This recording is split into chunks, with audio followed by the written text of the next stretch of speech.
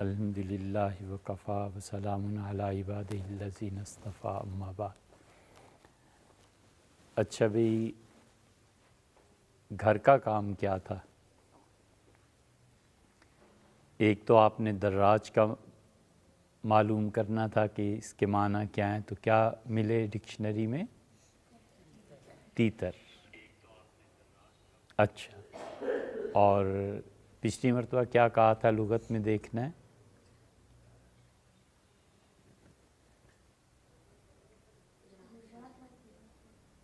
گجرات؟ ہاں جی ہاں، پھر کیا پتہ چلا؟ گجرات کی دوسری کون سی چیز مشہور ہے؟ اچھا، پہلی چیز کیا بتائی تھی؟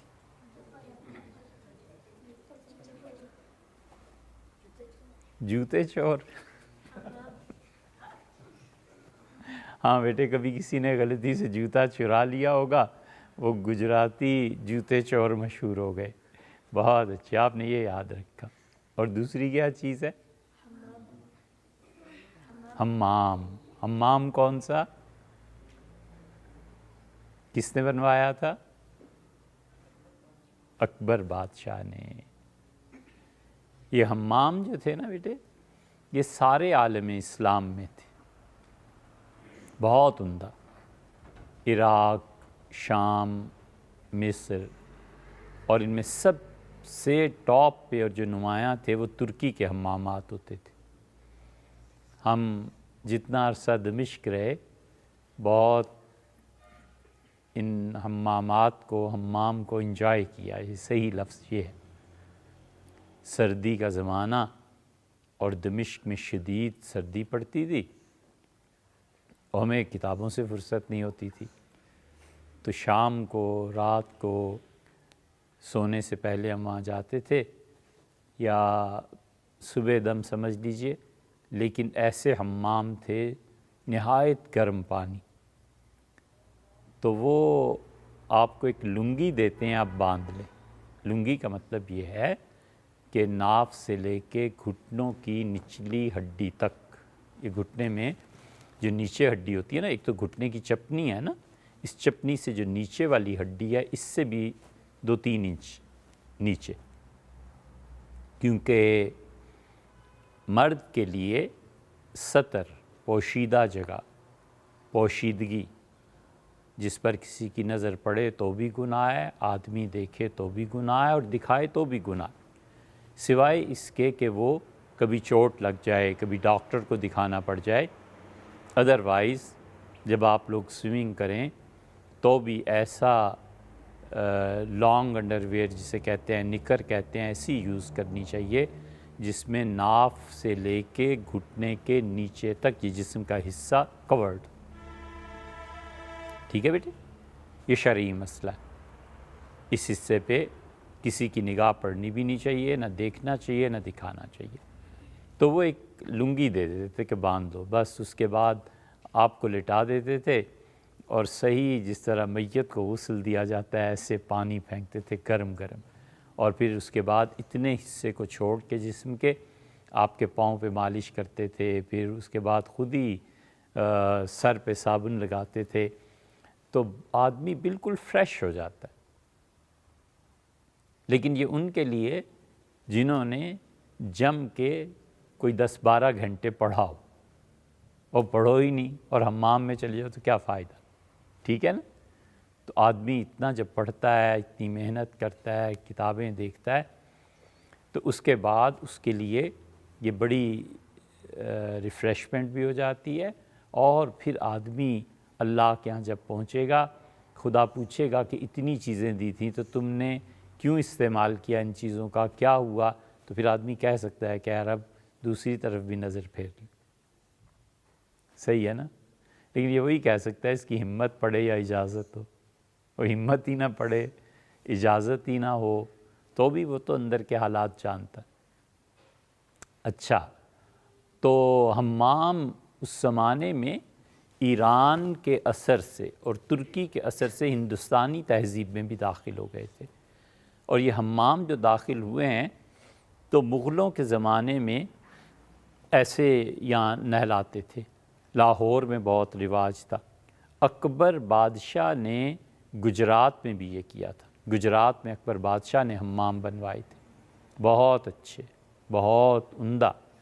اسی طرح بیٹے بدھ مذہب جب تھا تو یہ اسلام آباد اب جتنی جگہ پہ بنا ہے، یہ اسلام آباد در حقیقت بیٹے بدھسٹ جو تھے ان کی خانقاہ تھی۔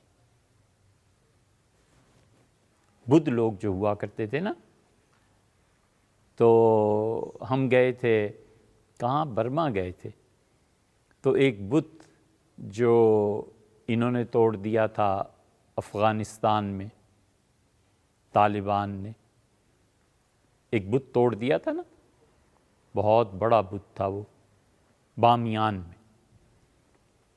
تو بتوں کو بیٹے کبھی نہیں توڑتے، کسی بھی مذہب کے معاملے میں دخل نہیں دیتے۔ کسی بھی مذہب کے لوگ وہ اپنی عبادت کر رہے ہیں نا، ان سے بالکل چھیڑ چھاڑ نہیں کرنی چاہیے۔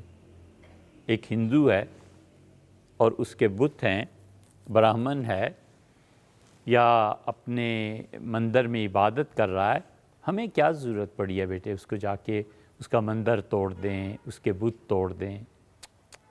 حضور صلی اللہ علیہ وسلم منع کرتے کہ دیکھو جا رہے ہو، یہ کام نہیں کرنے، ان کی عبادت گاہوں کو تباہ نہیں کرنا۔ فرمایا کہ ان میں سے کچھ لوگ ایسے ہوں گے جو الگ بیٹھ کے عبادت کر رہے ہوں گے، انہیں کچھ نہیں کہنا۔ عیسائیوں کے گرجے ہیں، یہودیوں کی عبادت گاہیں ہیں، انہیں کیا کہتے ہیں؟ یہودیوں کی عبادت گاہوں کو کیا کہتے ہیں؟ چرچ۔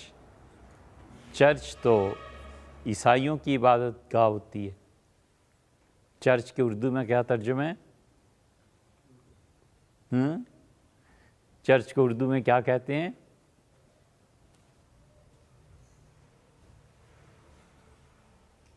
ایک لطیفہ سناؤں گا آپ کو، اگر آپ مجھے چرچ کے معنی اردو میں بتائیں۔ اردو میں کیا کہتے ہیں عیسائیوں کی عبادت گاہ کو؟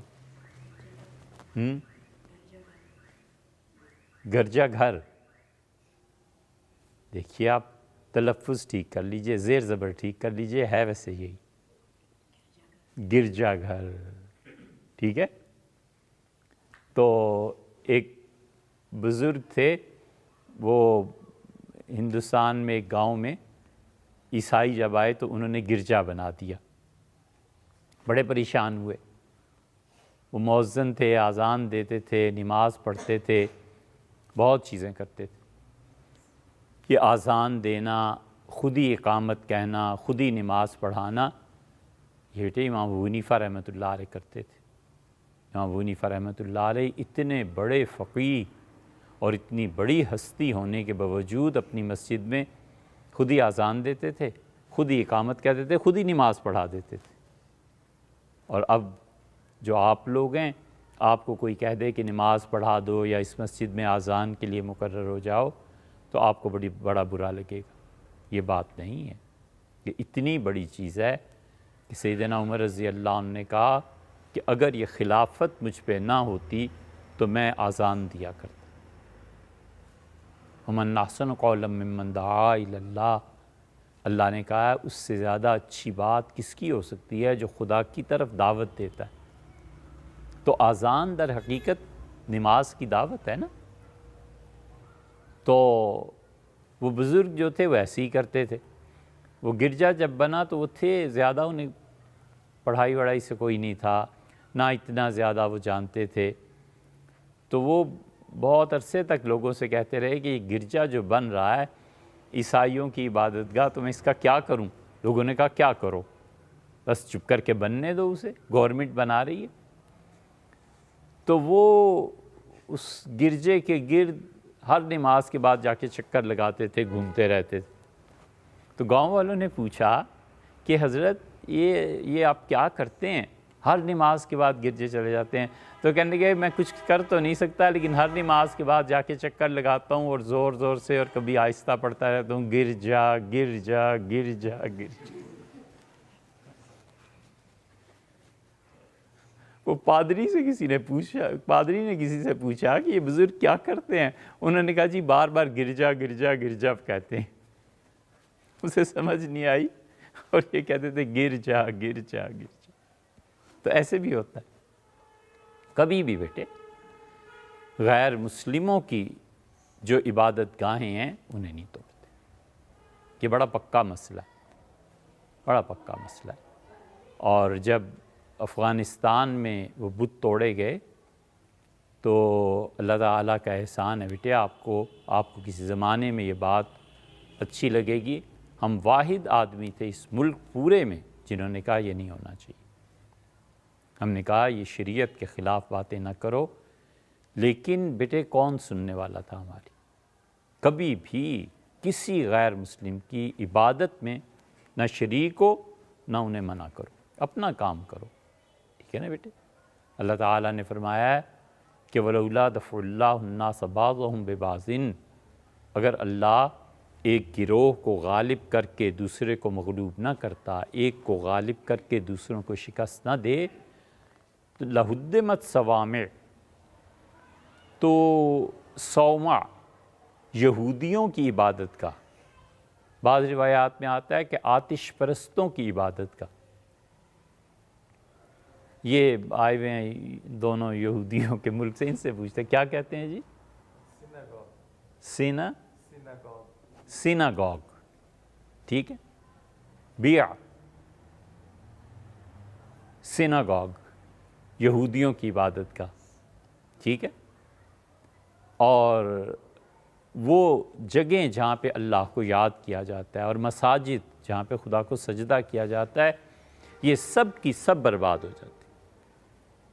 اس لیے بیٹے آپ غور کیجئے گا ہسٹری پہ، جس کسی نے کسی بھی مذہب کی عبادت گاہ کو برباد کیا ہے نا، پھر وہ خدا نے اس کے خاندان کو ہی چن لیا، اللہ نے نام و نشان مٹا دیا۔ اللہ کا انتقام، اللہ کا غضب ایسے نازل ہوتا ہے۔ اس سے کبھی بھی کسی غیر مسلم کی عبادت گاہ میں بھی نہیں دخل دیتے، وہ عبادت کرتے ہیں، کرتے رہے، اور شرکت بھی نہیں کرنی، دونوں کام نہیں کرتے۔ حضرت مجدد الفسانی رحمۃ اللہ علیہ نے کسی بزرگ کا قول کسی اور چیز کے بارے میں نقل کیا ہے، اور بڑا اچھا فارسی کا ایک جملہ ہے، امیر کلال رحمۃ اللہ علیہ کا۔ امیر کلال رحمۃ اللہ نے فرمایا کہ نہ انکار می کنیم نہ اینکار می کنیم، ہم اس مسئلے میں نہ تو انکار کرتے ہیں اور نہ ہی یہ مسئلہ اپناتے ہیں، نہ ہم منع کرتے ہیں اور نہ اس میں شرکت کرتے ہیں، بس یہ صحیح چیز ہے۔ تو عبادت گاہیں، حمامات، یہ ہمارے ہاں ایران کے اثر سے آیا، ترکی کے اثر سے آیا۔ ترک جو ہیں بہت اچھا حمام ہے ان کا، لیکن بہت قیمتی ہے، بہت قیمتی ہے۔ یہاں بڑے بڑے ہوٹلز میں نہیں کھول سکے، نہیں اپنا سکے، اس کی بڑی وجہ یہ کہ لوگوں میں یہ ذوق نہیں رہا، لوگوں میں وہ پاکیزگی اور وہ صفائی اور وہ محنت، جفاکشی اور اس لیول اور سٹینڈرڈ کے لوگ نہیں رہے۔ یہ جتنی چیزیں ہیں یہ آپ کو قدیم تاریخ میں ملیں گی، حتیٰ کہ حضور صلی اللہ علیہ وسلم کے زمانے میں یہ حمام تھے، لیکن لوگ چونکہ مرد اپنے جسم کا یہ حصہ ناف سے لے کے گھٹنوں تک پوشیدہ نہیں رکھتے تھے، تو حضور صلی اللہ علیہ وسلم نے فرمایا کہ جو اللہ پہ اور آخرت پہ ایمان رکھتا ہے، میں اسے کہتا ہوں کبھی ان حماموں میں نہ جانا، کیونکہ لوگوں میں پھر شرم حیا نہیں تھی نا، تو ان سے منع فرمایا۔ لیکن اسلام نے آ کر یہ تبدیلی پیدا کی۔ سیدنا عمر رضی اللہ عنہ نے ایک حمام بڑا اچھا بتایا تھا، آپ کو پتہ ہے وہ کیا تھا؟ سیدنا عمر رضی اللہ عنہ کہتے تھے کہ اپنے جسم پہ اتنا کپڑا باندھو اور تپتی ریت میں صحرا میں جا کر دھوپ پہ بیٹھ جاؤ اور بیٹھے رہو جب تک کہ پورا جسم پسینہ پسینہ نہ ہو جائے۔ فرماتے تھے یہ تمہارا حمام ہے، عربوں سے کہتے تھے۔ تب یہ کہ آدمی کے جسم سے پسینہ نکلے گا اور وہ اپنے اندر توانائی محسوس کرے گا، چست ہو جائے گا، اسی لیے آپ لوگ ایکسرسائز کرتے ہیں نا، دوڑتے ہیں نا، یہ بہت بہت زبردست چیز ہے۔ آپ کو پتہ ہے مدینہ منورہ میں جن صحابہ کرام رضی اللہ عنہم نے دین پھیلایا، یہ مدینہ ایسی جگہ ہے بیٹے جس کے متعلق یہ آتا ہے کہ پوری دنیا جتنی اسلام کی ہے، جتنی اسلام نے دنیا فتح کی ہے، وہ سب کی سب جہاد سے، سوائے مدینہ کے کہ مدینہ کو قرآن نے فتح کیا۔ مدینہ منورہ کو کہتے ہیں قرآن نے فتح کیا ہے، باقی دنیا کو حتیٰ کہ مکہ کو بھی تلوار نے فتح کیا۔ علامہ اقبال نے یہ کہا ہے نا کہ خریدیں نہ ہم جس کو اپنے لہو سے، مسلمہ کے لیے ننگ وہ بادشاہی۔ یعنی دنیا میں ہر چیز جو آپ خریدتے ہیں اس کی کوئی قیمت پے کرتے ہیں، تو جس چیز کو ہم نے اپنا خون دے کے نہیں خریدا، بادشاہت ہے، حاصل کرنی ہے، خون بہاؤ بادشاہت ملے گی۔ تو علامہ اقبال نے کہا خریدیں نہ ہم جس کو اپنے لہو سے، جس چیز کو اپنا لہو صرف کر کے، اپنا خون جلا کر ہم حاصل نہ کریں، تو اگرچہ وہ بادشاہی کیوں نہ ہو، مسلمان کے لیے ننگ وہ بادشاہی، وہ بادشاہی بھی ذلت ہے، وہ بادشاہی بھی ذلیل لوگوں کے کام آئے گی، چھوڑ دو اسے۔ خون کیسے جلاتے ہیں؟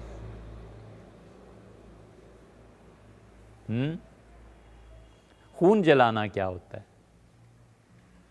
آپ بھی تو بتائیے نا۔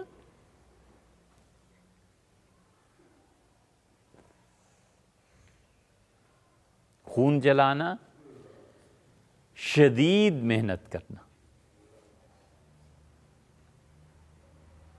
ہے، شباب اپنے لہو کی آگ میں جلنے کا نام۔ یہ جو جوانی ہے نا، یہ جوان لڑکا یا لڑکی اپنے خون سے جو آگ پیدا ہوتی ہے اسی میں جل مرتا ہے۔ نہیں سمجھ آئی ہے؟ اچھا، آپ لوگ جوان ابھی ہو رہے ہیں نا، طاقت آ رہی ہے نا، دل چاہتا ہے کسی سے لڑیں، ماریں، پکڑ کے پہاڑ توڑ دیں، ہے نا؟ یہ جو جوانی ہے نا بیٹے، یہ اپنے اس خون سے جو آگ پیدا ہوتی ہے، آدمی اس میں جلتا ہے، اس خون کو جلاتا ہے اور شدید محنت کر کے علم حاصل کرتا ہے، شدید محنت کر کے کمانڈ تک پہنچتا ہے۔ مثلا آرمی کی کمانڈ ہے، وہ ایسے ہی نہیں مل جاتی بیٹے، بڑی شدید محنت کرنا پڑتی، شدید بدترین گھپلے کر کے پھر کہیں جا کر صدر اور پرائم منسٹر بنتا ہے۔ سیاستدان آخر محنت تو کرتے ہیں نا، لیکن وہ محنت کا میدان مختلف، شدید گھپلے کرو، کرپٹ لوگ شدید محنت کر کے دوسروں کی زمینوں پہ ناجائز قبضے، اور شدید محنت کر کے جائز طریقے سے زمین کو خریدنا، یوں چیزیں ہوتی ہیں۔ ہے شباب اپنے لہو کی آگ میں جلنے کا نام، سخت کوشی سے ہے تلخ زندگانی انگبی۔ انگبی کس کو کہتے ہیں؟ ہنی۔ ہنی کس کو کہتے ہیں؟ ہاں، اور ہنی پیار میں بھی کہتے ہیں۔ وہ جب عمر آئے گی نا تو خود ہی تمہیں پتہ چل جائے گا، ایسے ہے نا۔ ہنی کہتے ہیں بیٹے شہد کو، ٹھیک ہے، شہد کو ہنی کہتے ہیں۔ انگبی فارسی میں سخت کوشی سے ہے، تلخ زندگانی، شدید محنت سے زندگی کی جو تلخیاں ہیں، کڑوے دن ہیں، کڑوے گھونٹ ہیں، زندگی میں جو دکھ اور غم ہیں، یہ شہد بن جاتے ہیں سخت کوشی، شدید محنت کرنے سے۔ تو محنت کرو، اس لیے اب امتحان آ رہا ہے۔ کب ہے قاری صاحب امتحان؟ ہاں، بس دسمبر کا مہینہ رہ گیا ہے، اور 80% سے جس بچے کے نمبر کم ہوئے نا بیٹے، وہ ہمارے پاس آئی ہی نا۔ یہ پچھلی مرتبہ بھی ہوا تھا نا، ہم نے سارا رزلٹ منگا کے دیکھا تھا اور ہمیں پھر پتہ چلا کہ کہاں ہم لوگوں کی کوتاہی ہے۔ ہو جاتا ہے بیٹے، ہماری کوتاہی تھی، اس کو ٹھیک کرنے کے لیے الحمدللہ کام کیا۔ تو اب آئیں گے، ہم نے تو اسی وقت دوبارہ کہا تھا کہ امتحان لیں، مگر ہمارے استاد قاری عبداللہ صاحب نے کہا نہیں ابھی چلنے دو، آئندہ دیکھیں۔ تو ہم نے ان کی مان لی، ٹھیک ہے بیٹے، لیکن یہ ہے کہ 80 سے نمبر اگر کم ہوئے تو پھر آنا ہی نہیں ہے، ٹھیک ہے، پھر گھر چلے جانا۔ یہ نہیں ہو سکتا بیٹے، اتنی محنت، اتنا اچھا ماحول، اتنی اچھی تعلیم، اتنے ٹاپ کے آپ کے قاری اور اساتذہ، تو سخت کوشی سے ہے تلخی زندگانی، شدید محنت سے ہمیشہ زہر، کڑوی چیز جو تھوک دینے کے قابل ہوتی ہے وہ شہد بن جاتی۔ مدینہ منورہ میں جو لوگ تھے نا، انہوں نے بڑی شدید محنت کی، قرآن نے انہیں فتح کیا تھا۔ حضور اقدس صلی اللہ علیہ وسلم کی نبوت کا جو 6واں سال آیا نا، تو اس وقت مکہ مکرمہ میں آپ کے مدرسے کھل گئے تھے، مکہ مکرمہ میں مدرسہ تھا۔ یہ جو لوگ پوچھتے ہیں تعلیم اور تعلیمی نظام، سب سے زیادہ حساس رسول اللہ صلی اللہ علیہ وسلم تعلیم کے بارے میں، ایمان کے بعد تعلیم، سب سے زیادہ فکر رہتی تھی کہ کتنے تعلیم کے مراکز کھلے ہیں۔ اسی وجہ سے رسول اللہ صلی اللہ علیہ وسلم نے غزوہ خندق سے پہلے فرمایا کہ آبادی کا شمار کرو، کتنے مسلمان ہوئے، تو پیش کیا گیا لکھ کے کہ اس وقت تک 2000 کے قریب آدمی مسلمان ہیں، ایک روایت میں آتا ہے 1500۔ مکہ مکرمہ میں ہوا کیا، لوگ آہستہ آہستہ مسلمان ہو رہے تھے نا، تو جو کوئی اچھا آدمی مسلمان ہو جاتا تھا، رسول اللہ صلی اللہ علیہ وسلم 2 غریب آدمیوں کو اس کے ساتھ کر دیتے تھے، فرماتے تھے انہیں بس کھانا کھلانا ہے اور انہیں پڑھانا ہے بس۔ پڑھنے کے لیے کیا تھا؟ قرآن پاک یاد کرو، اور حضور صلی اللہ علیہ وسلم جن سے تمام علوم پھوٹے ہیں ان کی صحبت میں۔ آپ جب بڑے ہوں گے بیٹے تو شاید آپ پہ کھلے حضور صلی اللہ علیہ وسلم سے بڑا آدمی اس کائنات میں کوئی نہیں آیا۔ اس لیے نہیں ہے کہ وہ ہمارے نبی ہیں، اور اس لیے نہیں ہے بیٹے کہ ان کو پڑھا ہے یا یہ وہ چیزیں، حقیقت یہ ہے کہ ان سے بڑا آدمی اللہ نے پیدا ہی نہیں کیا۔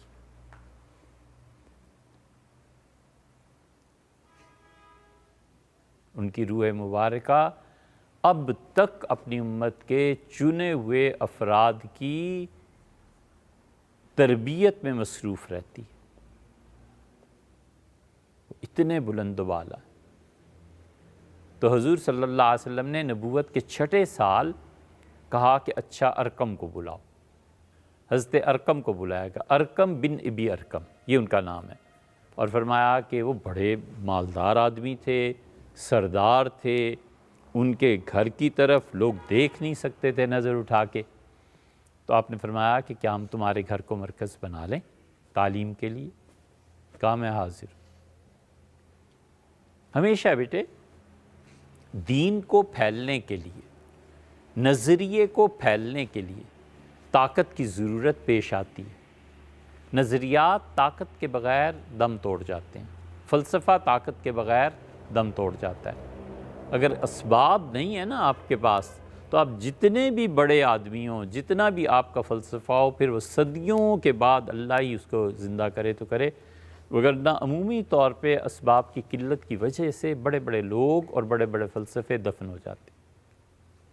اسباب یہ دنیا ہی اللہ نے اس کے ساتھ بنائی، اور یا ڈائریکٹ اللہ تعالیٰ خود اس میں دخل دیں، مہربانی فرمائیں، برکت دے دیں۔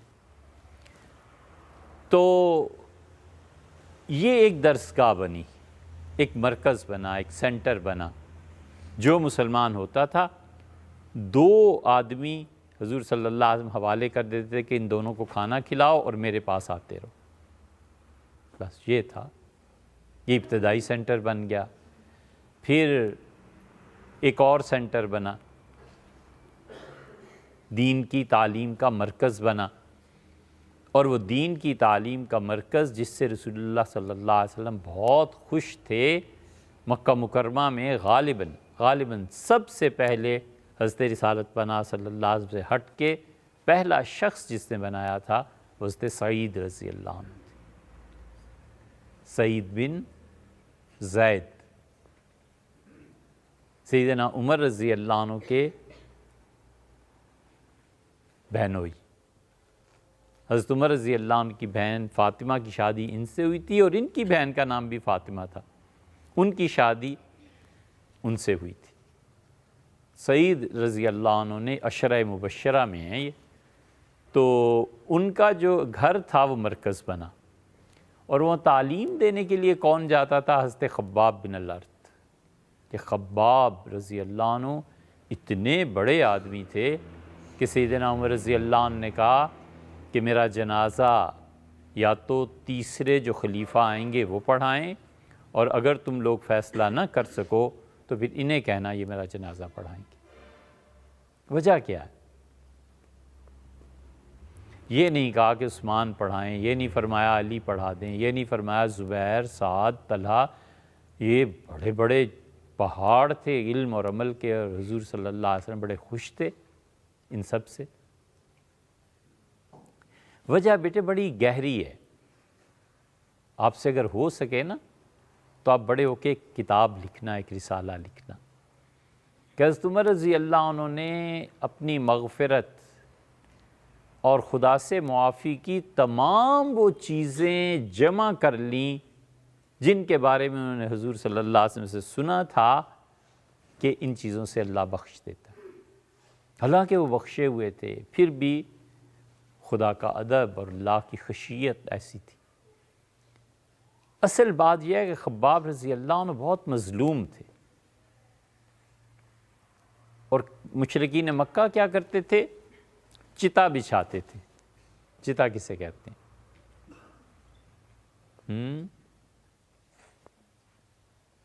آدمی جیسے لیٹتا ہے نا، تو فرض کیجئے وہ 6 فٹ کا ہے، اور اس کی چوڑائی جو ہے وہ 2 فٹ ہے، تو 6 بائی 2 کی، 6 لمبائی میں اور 2 چوڑائی میں انگارے بچھاتے تھے، اسے کہتے تھے چتا۔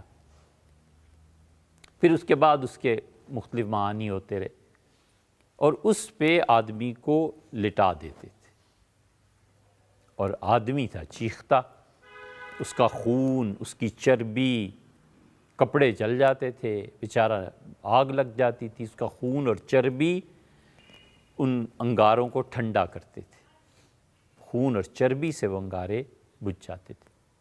کہ خباب رضی اللہ عنہ ان لوگوں میں سے ہیں جنہیں چتا پہ لٹایا گیا اور مارتے تھے اوپر سے۔ تو یہ تھے بڑے مظلوم۔ سیدنا عمر رضی اللہ عنہ نے دیکھا کہ سب سے زیادہ مظلوم کون ہے، تو انہیں یہی نظر آیا، اور یہ حقیقت میں تھے۔ اور حضرت بلال رضی اللہ عنہ کا ہو گیا تھا انتقال، تو مظلوم کی دعا اللہ قبول کرتا ہے، تو فرمایا میرا جنازہ یہ پڑھائیں گے۔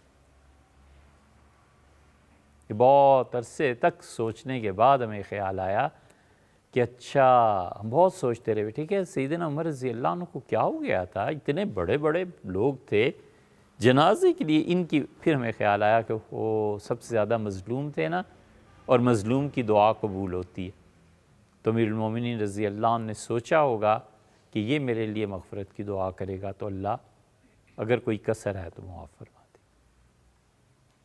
تو یہ پڑھانے کے لیے مقرر کیا رسول اللہ صلی اللہ علیہ وسلم نے حضرت سعید رضی اللہ عنہ کے گھر۔ چنانچہ حضرت عمر رضی اللہ عنہ خود فرماتے ہیں کہ میں جب رسول اللہ صلی اللہ علیہ وسلم کو قتل کرنے کے لیے جا رہا تھا، شہید کرنے کے لیے، تو مجھے اطلاع ملی، کسی نے کہا نعیم تھے، انہوں نے کہا عمر کدھر؟ میں نے کہا ادھر جا رہا ہوں اور یہ کروں گا، کہ اپنے گھر کی خبر تو لو، تمہاری بہن کو کیا ہو گیا ہے؟ حیران۔ تو کہتے تھے جب میں گیا اور میں نے دروازہ کھٹکھٹایا تو آواز آنی بند ہو گئی، لیکن میں نے سن لیا جو کچھ وہ پڑھ رہے ہیں۔ اندر گیا اپنی بہن فاطمہ سے پوچھا کہ کیا ہو رہا ہے؟ تو میں نے دیکھا کہ فاطمہ میری بہن، سعید میرے بہنوئی، اور ان کے ساتھ ایک قوم بیٹھی ہوئی ہے، ایک جماعت بیٹھی ہوئی ہے، اور خباب رضی اللہ عنہ سورہ طٰہٰ پڑھا رہے ہیں۔ یہ تعلیم کا مرکز تھا۔ چھوٹے چھوٹے گھروں میں چھوٹے چھوٹے حلقے رسول اللہ صلی اللہ علیہ وسلم بناتے، حتیٰ کہ آپ تشریف لے گئے جب ہجرت کر کے، تو راستے میں ایک جگہ آپ نے نماز پڑھی۔ حضرت بریدہ رضی اللہ عنہ کا قبیلہ تھا، بریدہ کو دعوت دی اسلام کی، وہ مسلمان ہو گئے۔ حضور صلی اللہ علیہ وسلم دیکھو بالکل کوئی کوتاہی کمی کا سوال ہی نہیں تھا، فرمایا یہاں پڑھانا شروع کرو بریدہ۔ اور بریدہ رسول اللہ صلی اللہ علیہ وسلم کے ساتھ 16 غزوات میں شریک رہے ہیں، بہت بڑی بات تھی۔ 16 جنگیں رسول اللہ صلی اللہ علیہ وسلم کی قیادت میں لڑی ہیں انہوں نے۔ تو بریدہ رضی اللہ عنہ نے وہاں تعلیم دینی شروع کر دی۔ ان کی تعلیم کے نتیجے میں 80 گھر تھے، ایسے ہی جنگل میں بے آباد بظاہر ہجرت کا راستہ تھا، آپ نے انہیں تعلیم تو 80 گھر مسلمان ہو، کم سے کم بھی 200-300 افراد تھے۔ یہ بڑی فتح تھی اسلام کی۔ پھر رسول اللہ صلی اللہ علیہ وسلم مدینہ منورہ پہنچے ہیں، وہاں پہلے سے قائم تھا تعلیم کا نظام۔ حضرت مصعب رضی اللہ عنہ کو آپ نے بھیجا تھا اور فرمایا تھا کہ مصعب تم تعلیم کے لیے وہاں کام کرنا۔ تو مصعب رضی اللہ عنہ نے سب سے بڑا آدمی جو انہیں ملا اسعد ابن زرارہ تھے۔ اسعد رضی اللہ عنہ نے پہلی مرتبہ جمعہ قائم کیا ہے اسلام میں۔ پہلے جمعہ نہیں ہوتا تھا، ظہر پڑھتے تھے۔ حضور صلی اللہ علیہ وسلم مکہ میں ظہر پڑھتے تھے، اس لیے کہ اب کون مکہ میں تو جمعہ نہیں پڑھنے دیتے تھے نا کافر۔ تو پہلی مرتبہ مدینہ منورہ میں حضرت اسعد رضی اللہ عنہ نے 40 آدمیوں کو جمع کیا، مسلمانوں کو، اور اپنی زمین پہ لے گئے اور کہا یہاں ہم جمعہ پڑھیں گے، نماز شروع کرو۔ تو جمعہ انہوں نے قائم کیا، انہوں نے اپنا گھر دے دیا، انہوں نے کہا کہ یہاں آپ تعلیم دیں لوگوں کو۔ تو مصعب رضی اللہ عنہ نے تعلیم دی۔ پھر سالم تھے وہاں ایک، ابو حذیفہ رضی اللہ عنہ بڑے مشہور صحابی، انہوں نے، ان کے یہاں اولاد نہیں تھی نا، تو انہوں نے نہیں، اولاد تو ان کی بعد میں ہو گئی تھی، سالم ایک لڑکے کو اپنا بیٹا بنا لیا، منہ بولا بیٹا، تو ان کا نام تھا سالم۔ سالم نے بہت تعلیم دی، بہت، اتنے پڑھے لکھے تھے۔ سیدنا عمر رضی اللہ عنہ کہتے تھے کہ سالم شہید ہو گئے، اگر سالم زندہ ہوتا تو میں اسے خلافت بغیر مشورے کے ہی دے جاتا، اتنے بڑے۔ عبداللہ ابن عمر رضی اللہ عنہ نے ایک دن پوچھا کسی سے کہ تمہیں پتہ ہے میں نے اپنے بیٹے کا نام سالم کیوں رکھا ہے؟ ان کا نہیں۔ تو انہوں نے کہا تم جانتے نہیں ہو، سالم نے مدینہ منورہ میں تعلیم دی۔ یہ تعلیم کے حلقے تھے۔ اس سے بیٹے ہمیشہ پڑھانا چاہیے۔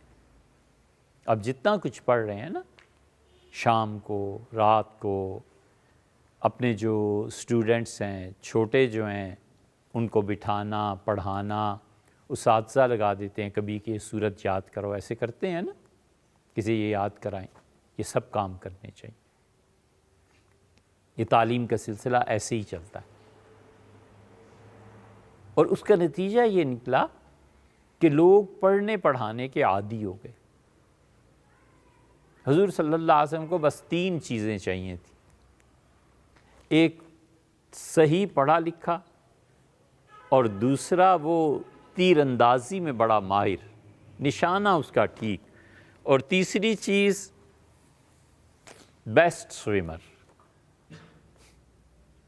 جو دریا میں تیرے، عبور کر لے، جسے سوئمنگ بہت، بس یہ 3 چیزیں کسی میں نظر آ جائیں، حضور صلی اللہ علیہ وسلم تو گویا اس پہ فدا ہو جاتے تھے کہ بس زبردست آدمی۔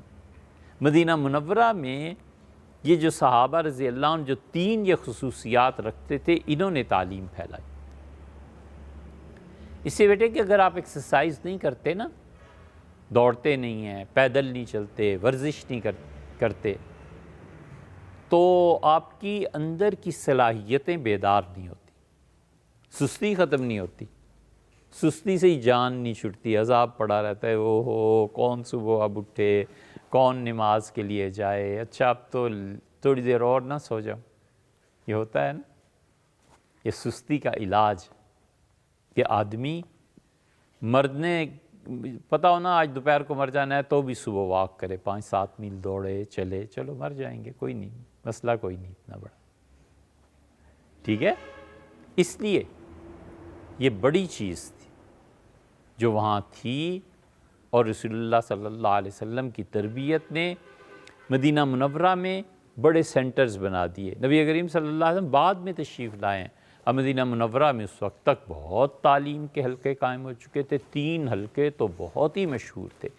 ایک زریق قبیلہ تھا، ان کے ہاں ایک آخری زمانے میں حضور صلی اللہ علیہ وسلم کے رملہ رضی اللہ عنہ تھی، ایک صحابیہ پڑھی لکھی تھی.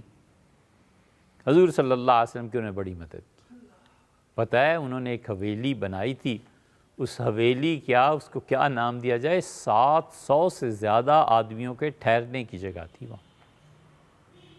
تو حضور صلی اللہ علیہ وسلم جس کو دیکھ کہتے تھے وہاں جاؤ پڑھو. ابو الدرداء رضی اللہ عنہ نے اس منظر کو نقل کیا ہے. تو ابو الدرداء جب خود گئے دمشق تو ایک آدمی کہتا ہے کہ میں ابو الدرداء رضی اللہ عنہ کے مدرسے میں گیا اور میں نے چاہا کہ بچوں کو گنوں کتنے بچے یہاں پڑھتے ہیں، تو وہ تو بچے کئی ہزار پڑھ رہے تھے اور ابو الدرداء رضی اللہ عنہ بیٹھے ہوئے تھے. تو انہوں نے بچے 8 10 12 جتنے بھی ہوں گے اس پہ ایک آدمی کو مقرر کیا اور اسے کہا کہ تم ان سب کے نگران ہو. استاد مقرر کر دیے نا. تو کہتے ہیں جب میں نے استادوں کو گننا شروع کیا تو 1600 تو استاد تھے. یہ ہے تعلیم.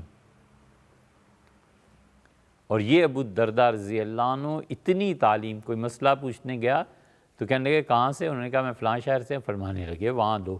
عبداللہ ابن مسعود رضی اللہ عنہ موجود ہیں اور حضرت کے ہوتے ہوئے میں فتویٰ دوں، نہیں ہو سکتا. اتنے محتاط تھے فتویٰ دینے میں یہ لوگ کہ ایک صحابی رضی اللہ عنہ کہتے ہیں کہ میں نے 300 بدری صحابہ رضی اللہ عنہ کو دیکھا ہے، جب کوئی مسئلہ پوچھتا تھا تو فرماتے تھے فلاں سے رجوع کرو، فلاں کے پاس چلے جاؤ. ڈرتے تھے کہ اللہ کے یہاں جواب دینا پڑے. اللہ کے ساتھ جتنا بھی تعلق ہے نا بیٹے، اگر خدا کا خوف شامل نہیں ہے نا تو وہ تعلق بیکار. اللہ کی محبت میں بھی خوف شامل ہونا چاہیے، اللہ کی معرفت میں بھی خوف شامل ہونا چاہیے. اگر آپ لکھ پڑھ کے اللہ سے ڈرنے والے بندے نہیں نہ بنتے تو آپ کچھ نہیں بنتے. کتنا خوف، اتنا خوف کہ انسان میں اخلاقیات پیدا ہو. بڑا فرق ہے بیٹے، اس فرق کو سمجھو. یہ جتنے تمہیں آفیسر اور بڑے بڑے لوگ نظر آتے ہیں اور اخلاقیات کا مظاہرہ اور چمچے سے کھانا اور ٹیبل پہ بیٹھنا اور گرد نہ پڑی ہوئی ہو اور کریز ان کی ٹوٹ نہ جائے، یہ وہ جتنے اخلاقیات ہیں نا بیٹے، اس کی بنیاد یورپ ہے. انہوں نے ان اقوام کو دیکھ کے اخلاقیات کو اپنایا ہے، اور ہماری اخلاقیات کی بنیاد اسلام ہے، شریعت ہے، یورپ نہیں. ہمیں بھی اللہ نے سکھایا کرسی پہ بیٹھنا. ہم اس سے تھوڑی بیٹھتے ہیں کہ یورپ سے کرسی آئی. حضور صلی اللہ علیہ وسلم کے لیے مسجد نبوی میں کرسی رکھی جاتی تھی، آپ بیٹھتے تھے، لوگوں کو سبق دیتے تھے، پڑھاتے تھے، بتاتے تھے. ٹیبل پہ بیٹھ کے کھانا یہ کوئی نئی چیز نہیں آ گئی. حضور صلی اللہ علیہ وسلم فرمایا میرا خیال ہے کہ زمین پہ بیٹھ کے کھانا زیادہ مناسب ہے، ولا علی خوان.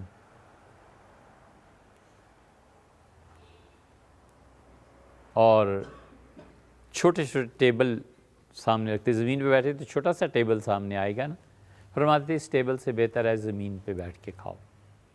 تو اس زمانے میں کچھ تو ہوتا تھا. یہ سب چیزیں تھیں، لیکن اسلام نے جو تہذیب دی ہے نا، اخلاقیات کی بنیاد جو اسلام نے دی ہے نا، وہ اصل ہے. اور چونکہ یہ بڑے بڑے لوگ اتنے پڑھے لکھے ہوتے نہیں بیٹے، انہیں پتہ ہی نہیں ہوتا کتابیں کیا ہیں، تعلیم کیا ہے، اور انہیں پتہ ہی نہیں ہوتا کہ تہذیب کیا ہے، تہذیب اور ثقافت کن عناصر سے مل کے بنتی ہیں۔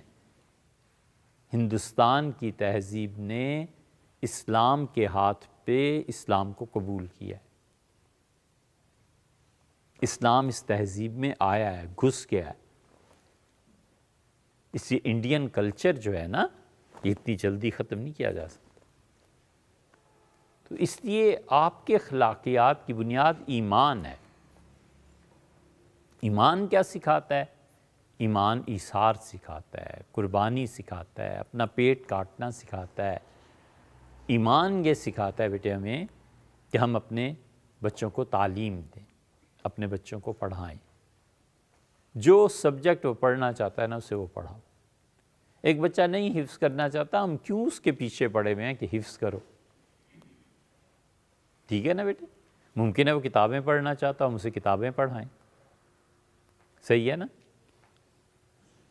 ممکن ہے وہ کتابیں بھی نہ پڑھنا چاہتا، وہ کہتا مجھے تھوڑی سی تعلیم دے دیں اور پھر اس کے بعد میں سبزیاں لگاؤں گا۔ سبزی لگا لے، جو اللہ نے صلاحیت اس میں رکھی ہے، بیسٹ پروڈکشن مارکیٹ میں آنی چاہیے، بس اتنی بات۔ اور بچہ کہتا ہے مجھے کچھ نہیں کرنا، کپڑے سینے ہیں۔ یار کپڑے سیو، لیکن ایسے سیو کہ پھر پورے شہر میں تمہارا ہی نام ہو کہ تم کپڑے سینے والے، ہے نا؟ یہ ہونا چاہیے۔ تو مدینہ منورہ میں بھی ایسی، مدینہ منورہ میں تو بہت بہت تعلیم کے مراکز بن گئے، اور اس سے سب سے زیادہ ترقی دی ہے سیدنا عمر رضی اللہ عنہ نے۔ علم کو ترقی دی، تعلیم کو ترقی دی، اور جمعے کے دن چھٹی کر دی۔ فرمایا 6 دن پڑھو، جمعے کے دن چھٹی۔ تو اس زمانے میں بچوں نے ایک موٹے آدمی کو دیکھا، بہت موٹا تھا، یہ اس کی توند اور وہ لمبے لمبے اس کے ہاتھ، اور حبشی سیاہ، وہ ڈیل ڈول اس کی، وہ جا رہا تھا روڈ پہ اور بچے دیکھ کے ہنس رہے تھے۔ تو ایک بچے نے دوسرے سے کہا، کیا کہا؟ یہ جو بچہ سمجھ جائے نا وہ صرف ہاتھ کھڑا کرے، بولنا نہیں ہے، صرف ہاتھ کھڑا کرنا۔ وہ 2 بچے تھے، ایک ہنسا دوسرے سے اور کہنے لگا کہ اسے دیکھ کر اتنی پریشانی ہے جیسے یہ ہفتے کی صبح آ گئی ہو۔ کون سمجھا اس کو؟ غور کرو۔ ان کا اس حبشی موٹے کو دیکھ کے اتنی پریشان ہوئی ہے طبیعت کہ جیسے ہفتے کی صبح کو پریشان ہوتی ہے، اور آسان کر دیا نا۔ اب سمجھے کیا مطلب؟ ہاں، ہفتے کی صبح کو جو جانا پڑتا ہے نا پڑھنے کے لیے، جتنی اس دن طبیعت خراب ہوتی ہے، اس وحشی کالے کو موٹے کو دیکھ کے ایسی طبیعت خراب ہو گئی۔ یہ چیز اس سے کہی۔ ایسے ہوتا ہے بیٹے، آپ کے ساتھ تو جمعے کی شام کو بھی پیش آتا ہوگا، ہے نا؟ ہاں دیکھا ہے، کہتا ہے بالکل، لیکن کب تک؟ کب تک؟ ایک دن آئے گا جب آپ کو خوشی ہوگی۔ ہمیں اس کے لیے بیٹے کام کرنا چاہیے۔ ہماری بڑی تمنا ہے اللہ تعالیٰ ہمیں اسباب اور وسائل اور ذرائع دے، ہمارے کے لیے بہت اچھا کوئی سوئمنگ پول کہیں بنائے، آپ اس میں تیریں۔ پتہ چلنا چاہیے کہ آپ بیسٹ سوئمر ہیں، آپ کہاں تیرتے ہیں، خدا کے قبضے میں ہے، اور اللہ تعالیٰ ہی نہ چاہے تو بس ٹھیک ہے، پھر انہیں نے نہیں چاہا تو اب کیا کیا جا سکتا ہے۔ اسی طرح یہ جو تعلیم ہے، اس سے کبھی کبھی جی گھبراتا ہے، لیکن قابو پانا چاہیے اپنی طبیعت پہ۔ ہمیں اپنے اسکول، اپنی یونیورسٹیز، آپ بڑے ہوں گے تو بنائیں گے نا، آپ جب بنائیں تو اتنی اٹریکٹیو ہونی چاہیے کہ بچہ گھر کی بجائے چاہے کہ چھٹی کے دن بھی اسکول چلا جائے، اتوار کے دن بھی اسکول میں جایا کروں۔ اتنا اچھا اسکول بنانا چاہیے، اتنی اچھی لائبریری بنانی چاہیے، اتنی اچھی چیزیں ہونی چاہیے۔ اسی لیے حضور صلی اللہ علیہ وسلم کے زمانے میں لوگ لکھتے تھے۔ آپ لوگ کتنا لکھتے ہیں؟ بہت کم نا؟ لکھتے تھے لوگ۔ حضرت برا بن عازب رضی اللہ عنہ حضور صلی اللہ علیہ وسلم کے ساتھ شاید وہ 26 سفر انہوں نے کیے ہیں، بہت بڑے آدمی تھے۔ برا رضی اللہ عنہ کہتے ہیں کہ حضور صلی اللہ علیہ وسلم کے زمانے میں ہم لوگ اتنے غریب تھے کہ ہمارے پاس صرف ایک قلم ہوتا تھا اور دوات ہوتی تھی، اور کاغذ یا کوئی چیز ہم خرید نہیں سکتے تھے، تو ہم قلم کو دوات میں ڈبو کے اپنے ہاتھوں پہ لکھ لیا کرتے تھے، پھر گھر جا کے اسے یاد کرتے تھے۔ کہتے ہیں کہ حضور صلی اللہ علیہ وسلم کی ہجرت سے بھی پہلے مدینہ منورہ میں قرآن کے پہلے جو 9 پارے ہیں، وہ کہتے ہیں اس کی کئی صورتیں میں نے مدینہ منورہ میں یاد کر لی تھی، پھر حضور صلی اللہ علیہ وسلم تشریف لائے تو باقی پھر قرآن میں نے ان سے پڑھا۔ حضرت بریدہ رضی اللہ عنہ کی بات ہم نے آپ کو سنائی تھی نا، 80 گھر مسلمان ہو گئے۔ بریدہ رضی اللہ عنہ کہتے ہیں کہ حضور صلی اللہ علیہ وسلم ہمارے پاس ایک ہی رات رکے تھے وہ، اور اس رات میں بھی مجھے بلایا اور فرمایا پڑھو، مجھے پڑھایا، فرمایا اسے یاد کرو۔ تو میں نے سورہ مریم کی آیات یاد کی، پھر میں مدینہ منورہ حاضر ہوا، مجھ سے فرمایا کہ آنا مدینہ، تو میں حاضر ہوا تو باقی سورہ مریم پھر مجھے یاد کروائی کہ ایسے پڑھتے ہیں، ایسے یاد کرتے ہیں۔ ایک رات بھی رسول اللہ صلی اللہ علیہ وسلم نے تعلیم کا موقع ملا، تعلیم دی۔ یہ کرنے کے کام ہے بیٹے، آپ خود بھی پڑھیے اور اپنے چھوٹوں کو پڑھائیے، اور جب یہاں سے چلے جائیں تو بھی شام کو کوئی کام نہیں ہے کرنے کا سوائے اس کے کہ آپ پڑھائیں اور ذہن بنائیں بچوں کا، اپنی اگلی نسل کا، اپنے گاؤں کا، اپنے گھر کا، کہ تعلیم کے لیے مستقل وقت دینا۔ ٹھیک ہے نا بیٹے؟ اور بتائیے، اجازت لیں، آئندہ کیا ہوگا؟ آپ لوگ بھی تو کوئی کہانی سناؤ بھائی۔ جی بیٹے،